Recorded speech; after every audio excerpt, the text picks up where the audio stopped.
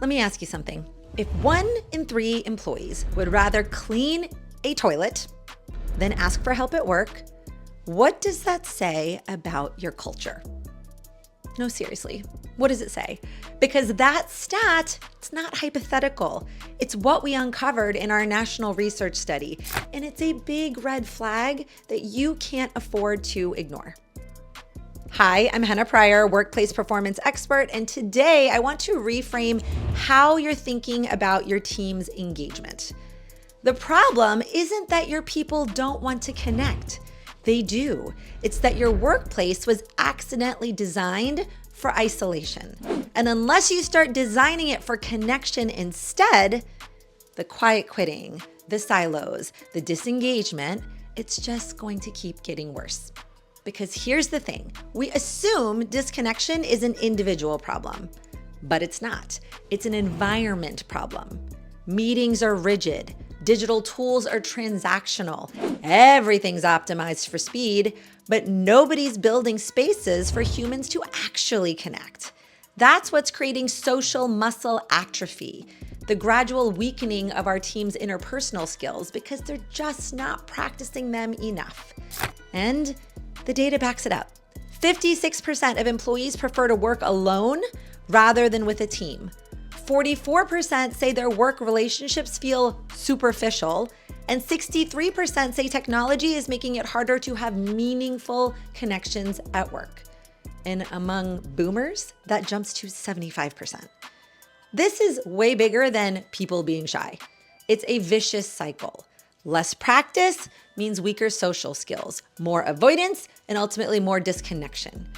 Now, maybe you're thinking, but Henna, we've been doing happy hours, team outings, icebreakers, and let me guess, nothing's changing.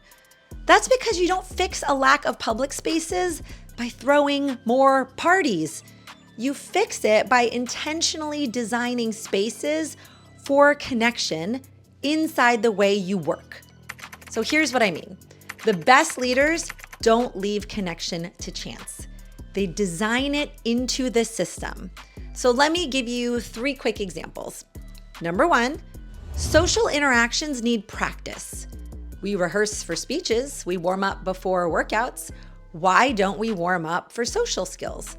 So try setting up low stakes drills, request for help huddles where people practice asking for something small, micro disagreement exercises to practice healthy dissent and creative tension.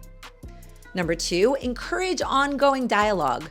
Don't end meetings with answers. End meetings with unresolved questions to spark informal follow-ups. Use a floating topic board for ideas that people can anonymously drop in for discussion. Pair employees from different teams as thought partners to chew on problems together without needing to solve them on the spot.